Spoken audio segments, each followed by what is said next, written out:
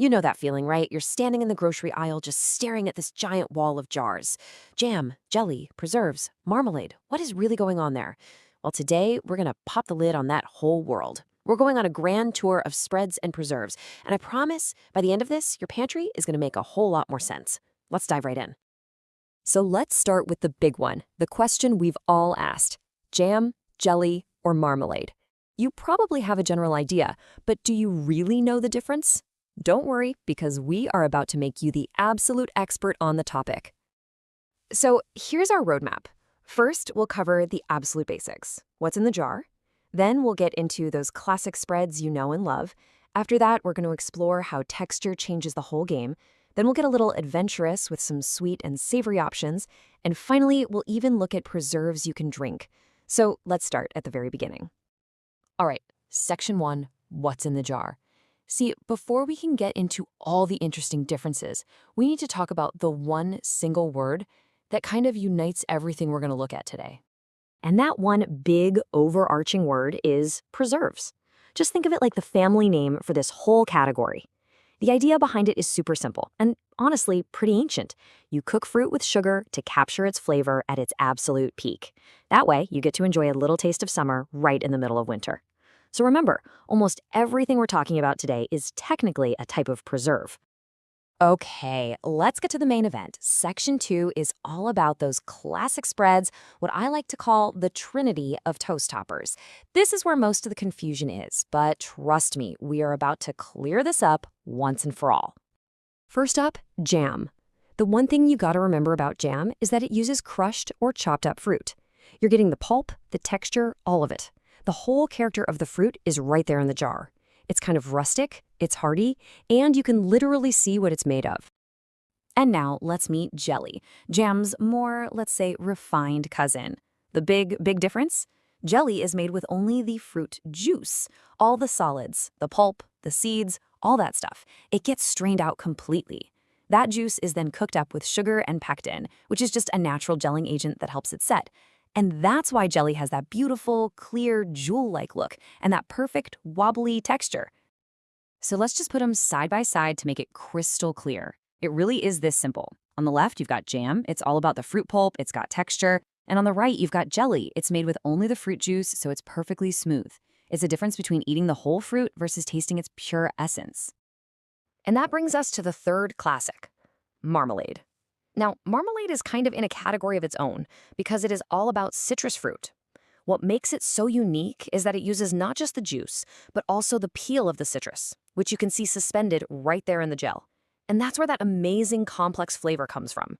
You get the bright sweetness from the juice, balanced out by that sophisticated, slightly bitter bite from the peel.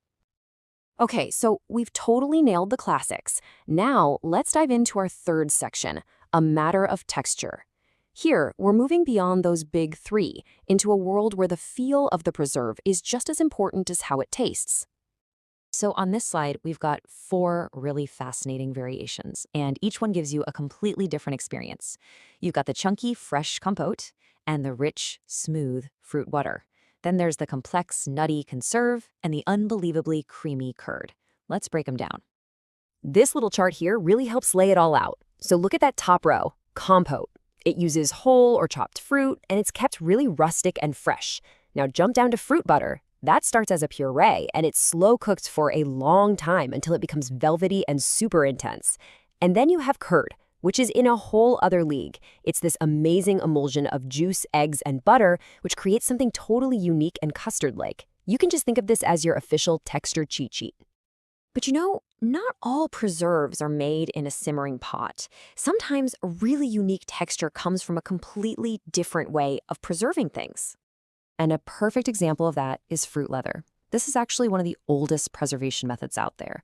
There's no big pot of boiling sugar. You just puree fruit, spread it out really thin, and then gently dehydrate it. That slow removal of water concentrates the flavor like you wouldn't believe, creating this chewy, flexible sheet that's just pure fruit essence in a handy little snack.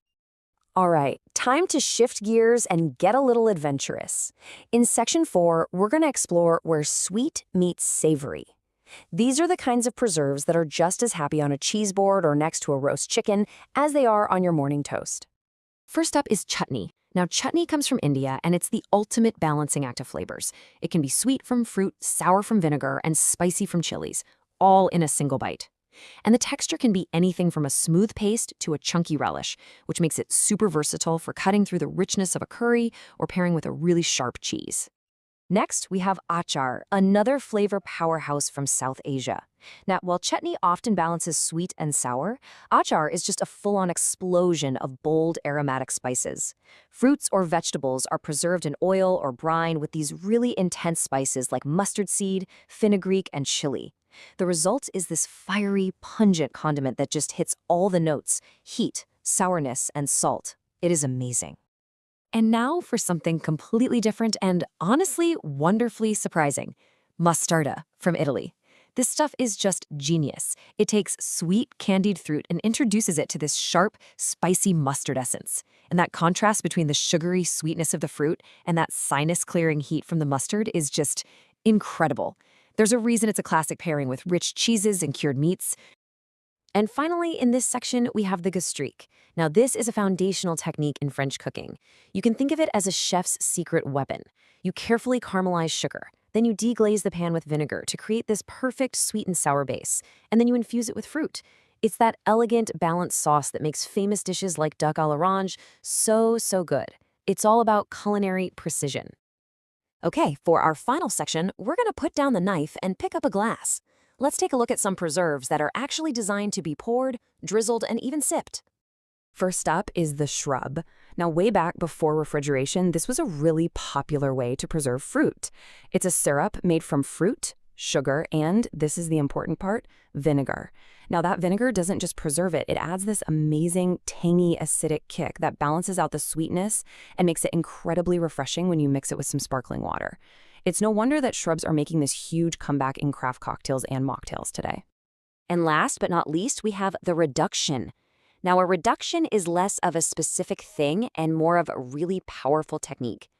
By just simmering a liquid, like fruit juice or wine or balsamic vinegar, you let the water evaporate, and what you're left with is this intensely concentrated, syrupy essence of whatever you started with. You know that thick, luxurious balsamic glaze you drizzle over a salad? That's a reduction right there in action. So there you have it. From the simple difference between jam and jelly, to the amazing textural world of curds and compotes, all the way to fiery achars and tangy shrubs, your pantry is now officially unlocked. The world of preserves is so vast and so delicious, so the only question left is, with all this new knowledge, what are you going to explore first? Thanks for joining me on the tour.